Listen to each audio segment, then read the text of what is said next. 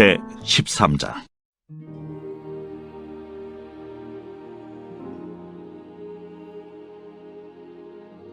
여호와께서 모세와 아론에게 말씀하여 이르시되, 만일 사람이 그의 피부에 무엇이 돋거나 뾰루지가 나거나 색점이 생겨서 그의 피부에 나병 같은 것이 생기거든 그를 곧 제사장 아론에게나 그의 아들 중 한 제사장에게로 데리고 갈 것이요, 제사장은 그 피부의 병을 진찰할지니 환부의 털이 휘어졌고 환부가 피부보다 우묵하여졌으면 이는 나병의 환부라. 제사장이 그를 진찰하여 그를 부정하다 할 것이요, 피부에 색점이 희나 우묵하지 아니하고 그 털이 희지 아니하면 제사장은 그 환자를 이레 동안 가두어둘 것이며, 이레 만에 제사장이 그를 진찰할지니 그가 보기에 그 환부가 변하지 아니하고 병색이 피부에 퍼지지 아니하였으면 제사장이 그를 또 이레 동안을 가두어둘 것이며, 이레 만에 제사장이 또 진찰할지니 그 환부가 열버졌고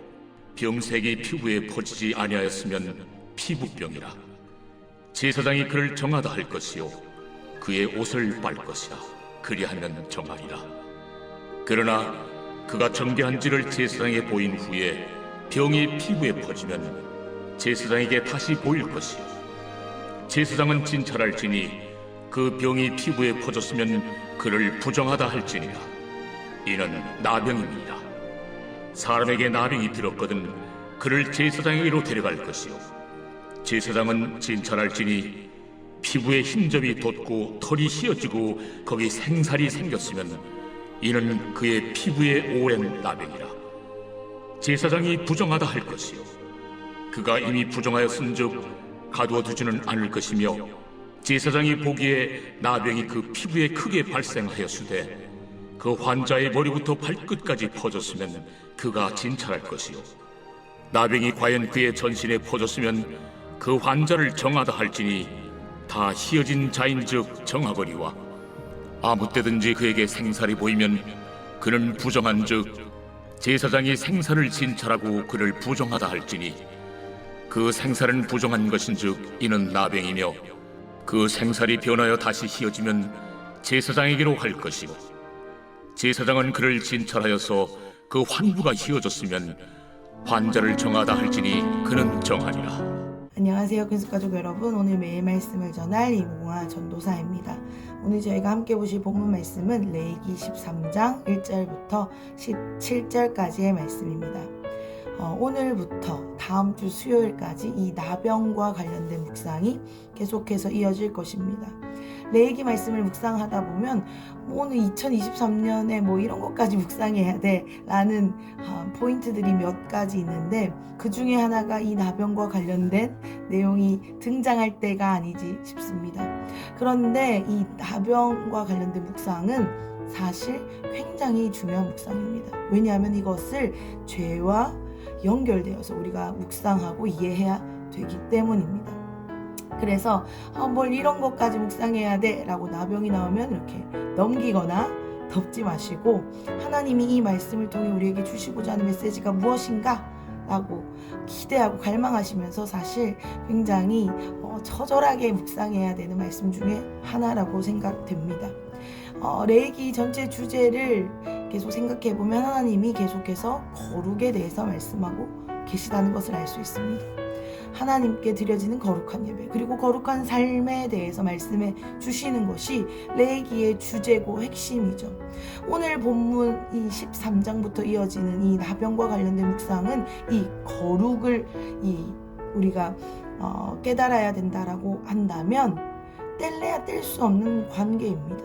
왜냐하면 우리가 거룩한 삶을 살기 위해서는 이 죄의 문제를 반드시 해결해야 하기 때문이죠.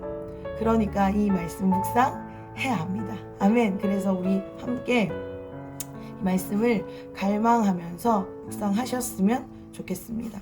먼저 오늘 본문 1절을 보시면 여호와의 말씀으로 시작됐다라는 것을 확인할 수 있습니다. 그리고 2절부터 본격적인 내용이 등장하는데요. 2절 제가 한번 읽어보겠습니다.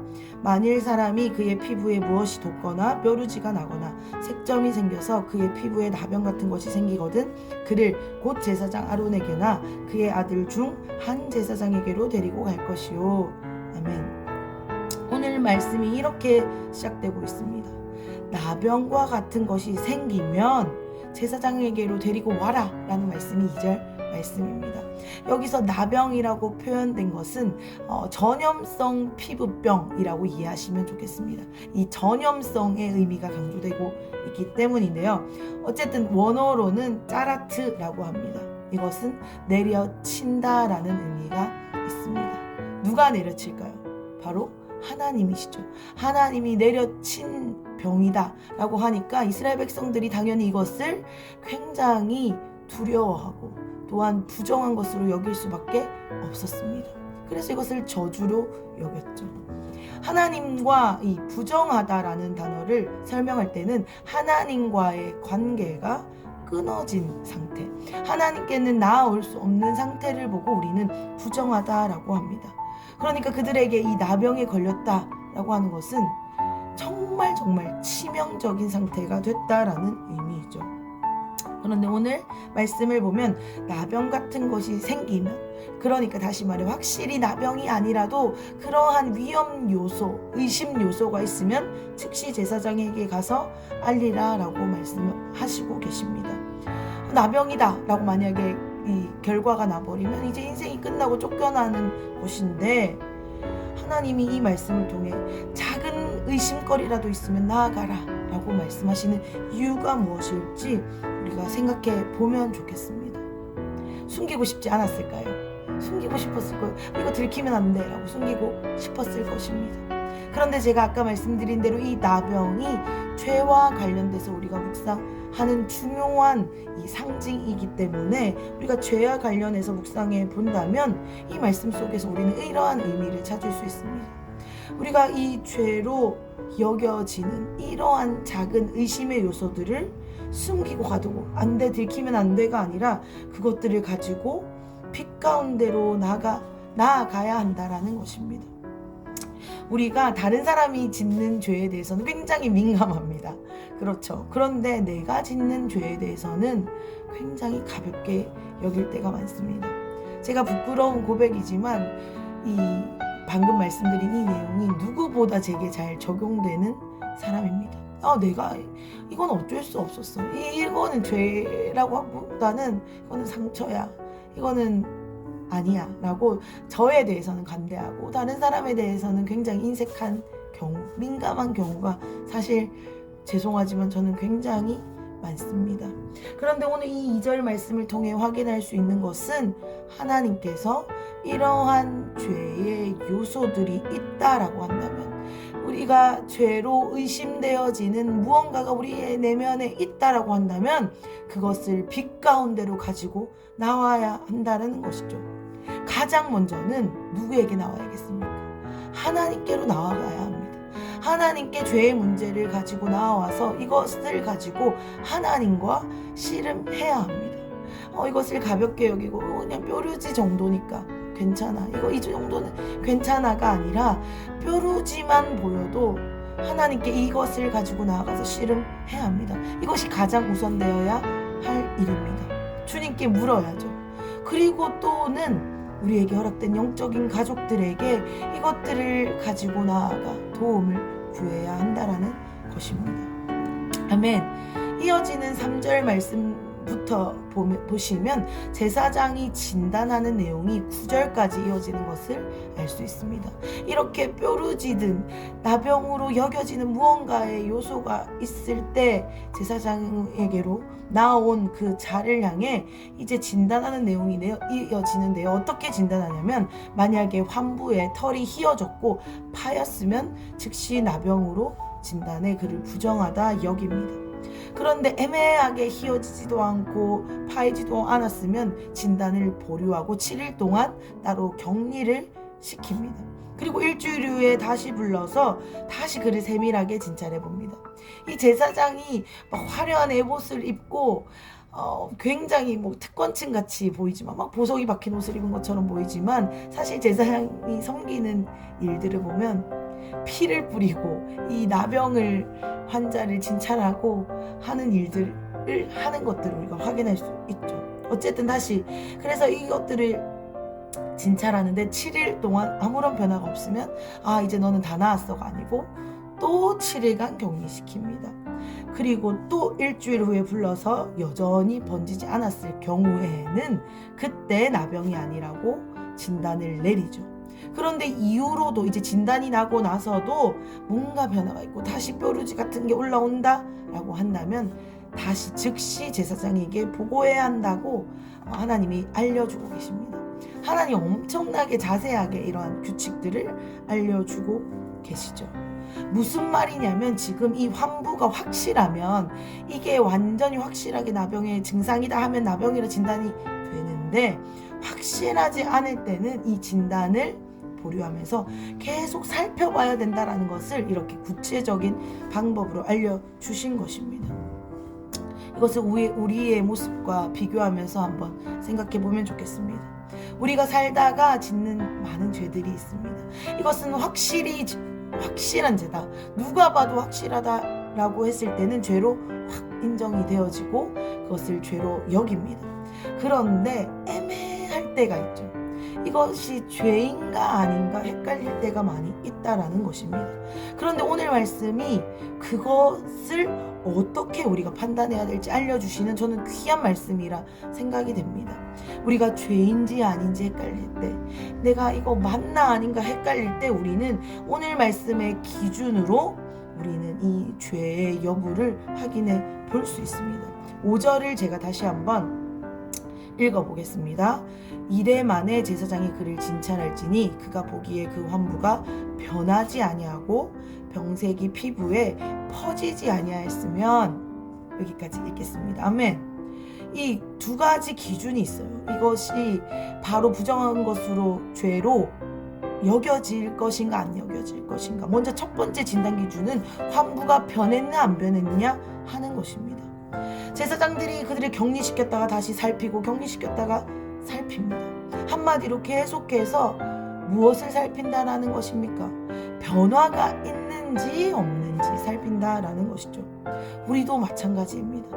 내가 지금 어떠한 마음, 어떠한 행동을 하고 있는데 이것이 죄인지 아닌지 헷갈리십니까?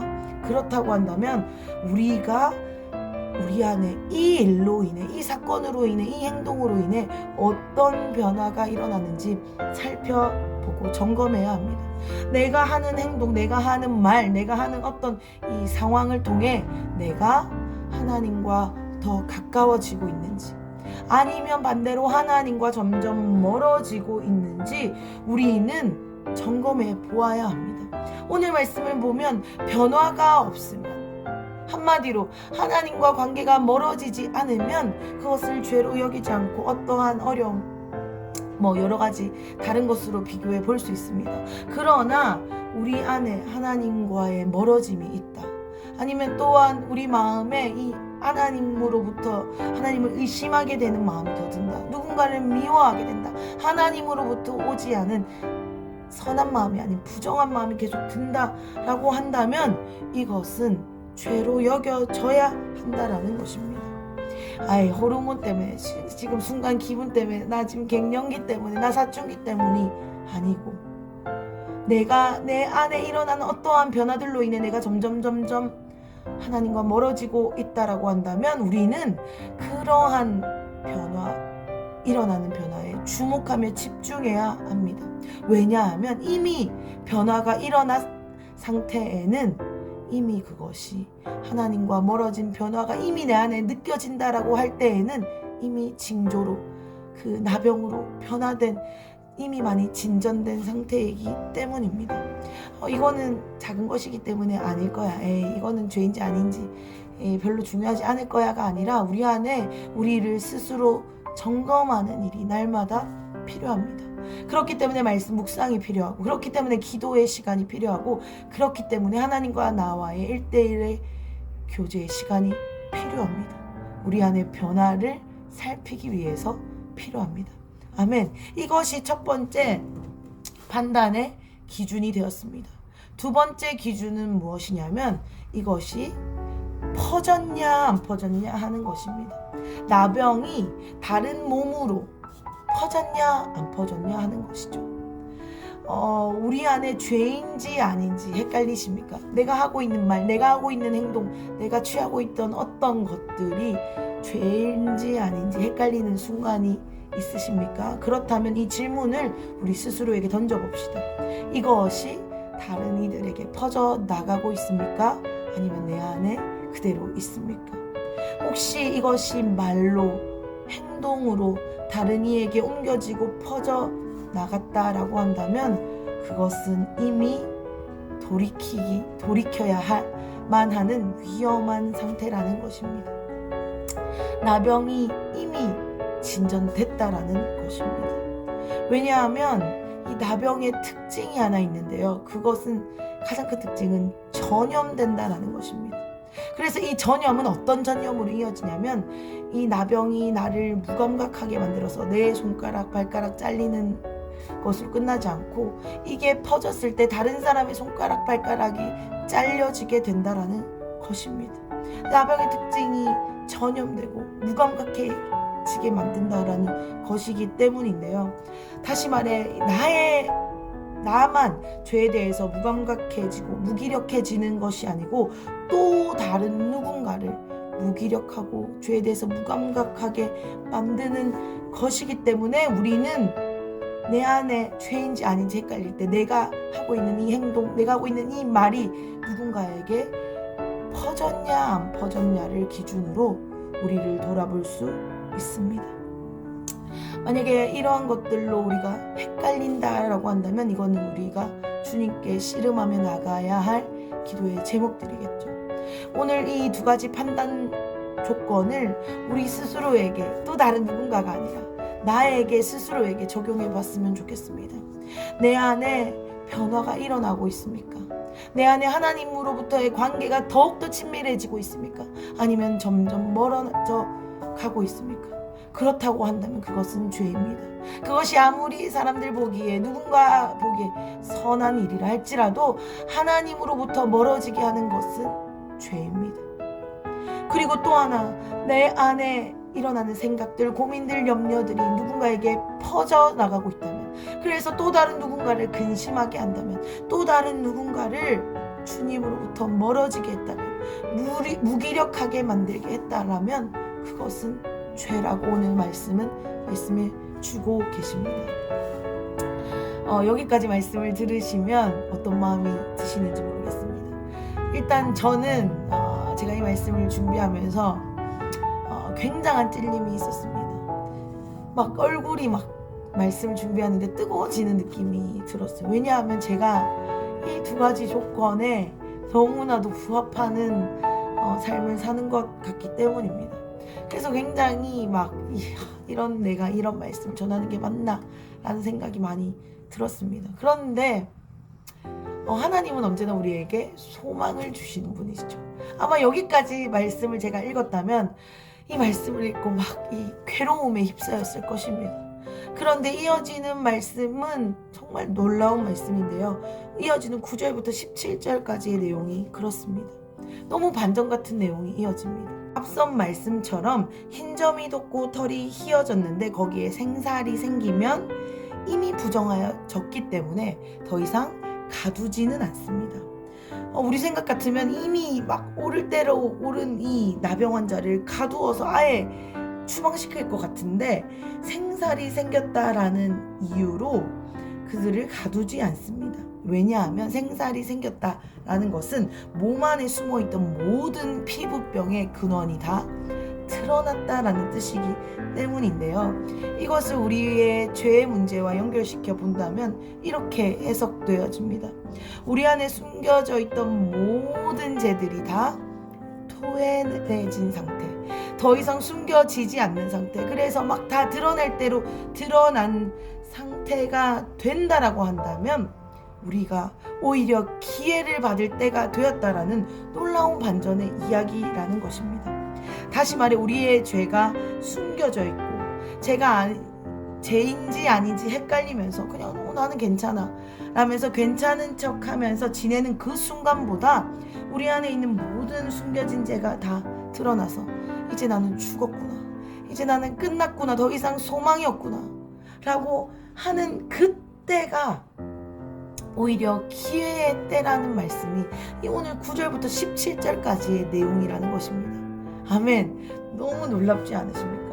오늘 이 나병 사건을 묵상해 보면 이제는 끝이 나야 마땅한데, 하나님과 끊어져야 마땅한데, 이제 나병이 퍼질 대로 퍼져서 죄로 뒤덮일 대로 뒤덮여서 이제는 끊어져도 아무도 이상하다 말할 수 없는 상태인데 오히려 그때가 기회의 때라니 너무 놀랍지 않으십니까? 사랑하는 큰숙 가족 여러분, 이것을 우리는 은혜라고 표현합니다. 우리의 모습, 우리의 상황과 저는 별반 다르지 않다라고 생각합니다. 혹시 정말 지금 내 상태가 나병이 퍼질 대로 퍼져서 내 죄의 대가가, 내 죄의 결과들이 드러날 대로 드러나서 이제는 끝이구나 라고 여겨지는 분, 그렇게 느껴지는 분들이 계십니까?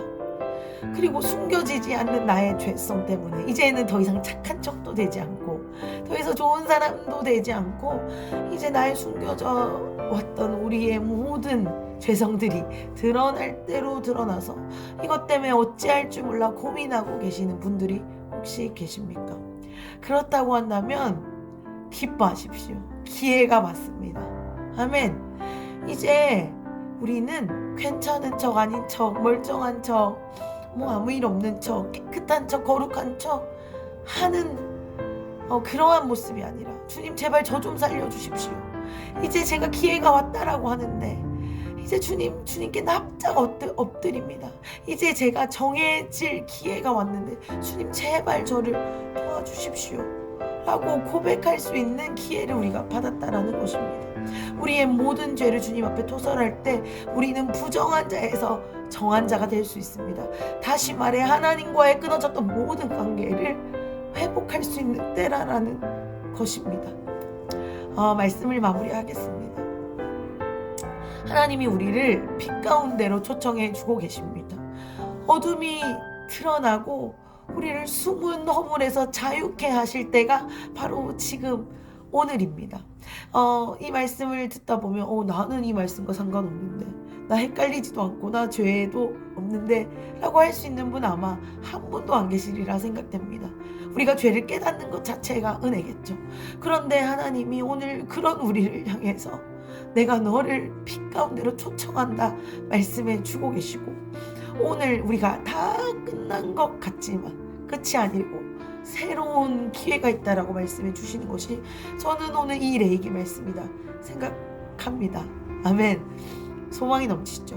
그렇다고 한다면 이제 우리는 이 말씀을 우리의 삶 가운데로 가져가서 실제로 적용해야 합니다. 죄인지 아닌지 헷갈리는 순간이 찾아오셨습니까? 그렇다고 한다면 빛 대신 주님께 나아가십시오. 주님과 씨름하십시오. 주님께 물어보십시오. 사랑하는 영적인 가족들의 도움을 받으십시오. 그리고 이제는 더 이상 견딜 수 없을 만큼 나의 죄와 나의 수치들이 드러났습니까? 그렇다고 한다면 주님께 엎드리십시오. 그것이 우리가 살 길이고 우리가 회복될 수 있는 유일한 방법입니다. 하나님이 레기를 우리에게 주시는 이유는 하늘나라의 백성의 삶의 모습이 어떠한지, 거룩한 삶이 어떠한지 알려주시는 것이라 생각합니다. 오늘 하나님이 이 말씀을 통해 하늘나라의 삶의 백성의 삶을 알려주고 계십니다. 이제 우리는 주님께 엎드림으로, 주님과 의논함으로, 주님께 우리의 문제를 가지고 씨름함으로 주님과 다시 완전한 연결을 이룰 수 있습니다. 이것이 레이기 속에서 발견할 수 있는 비밀이고 보물입니다. 오늘 그 보물을 발견하신 분들은 실제로 이것들을 삶으로 가지고 나아가십시다. 그때의 역사가 일어납니다. 아멘. 기도하겠습니다. 사랑의 하나님 감사합니다. 말씀이 실제라서 감사합니다. 말씀이 우리의 삶을 실제로 다스리시니 감사합니다. 하나님 이 말씀을 오늘 붙들고 나아갑니다. 하나님 저의 수치와 저의 죄의 결과물들이 너무 부끄럽고 너무 끝난 것처럼 여겨질 때가 있지만 하나님 그때가 기회다. 그때가 시작이다 말씀해 주시니 감사합니다. 하나님 내가 너무나 많은 말들로 다른 사람들을 죄에 대해서 무감각하게 만들었던 것들 이 시간 주님 앞에 회개합니다. 하나님 오늘 말씀이 실제이니 오늘 말씀을 듣고 제가 실제로 돌이키고 실제로 삶으로 살아내길 원합니다. 이 말씀을 듣고 함께 깨닫고 살기로 소원하는 사랑하는 우리 큰숙 가족들이 계시다면 하나님 찾아가서 넘치는 은혜로 부어주시옵소서. 그래야 해서 하나님이 기뻐하시는 하나님 나라의 백성의 모습 거룩한 삶으로 살아날 수 있도록 인도해 주십시오. 그것이 우리의 사명일진데 오늘 하루가 그 하나님이 허락하신 거룩한 삶의 사명을 완수하는 삶 살게 하여 주시옵소서. 그렇게 하실 주님 찬양합니다. 역사하여 주시옵소서. 예수님의 이름으로 기도드렸습니다.